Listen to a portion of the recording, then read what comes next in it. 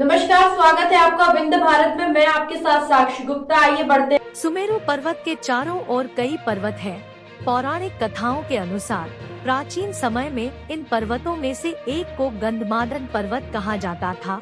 आज ये पर्वत तिब्बत के इलाके में आता है।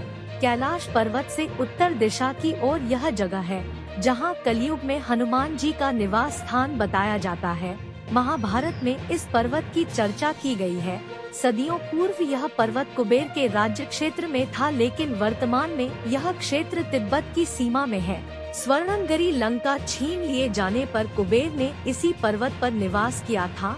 हिंदू मान्यताओं के अनुसार यहाँ के विशालकाय पर्वतमाला और वन क्षेत्र में देवी देवता निर्भीक होकर रमण करते हैं। गंधमादन पर्वत पर कश्यप ऋषि ने भी तपस्या की थी। इस पर्वत पर गंधर्व, किन्नरों, अप्सराओं और सिद्ध ऋषियों का भी निवास है। गंधमादन पर्वत तक पहुँचने के 3 रास्ते बताए जाते हैं। पहला, नेपाल के रास्ते मानसरोवर से आगे, दूसरा भूटान की पहाड़ियों से आगे और तीसरा अरुणाचल के रास्ते चीन होते हुए है। लेकिन साथ में यह भी कहा जाता है कि इन रास्तों से भी इस पर्वत पर पहुंचना लगभग नामुमकिन है। अगर कोई व्यक्ति यहाँ जाना चाहता है तो उसे पूर्ण रूप से पाप मुक्त होना पड़ेगा।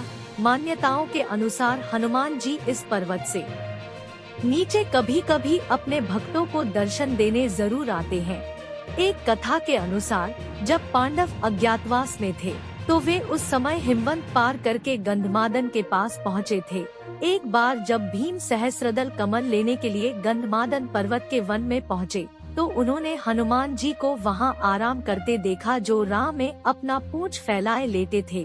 भीम ने उनसे पूंछ हटाने को कहा तो हनुमान जी ने भीम से कहा कि तुम स्वयं ही हटा लो।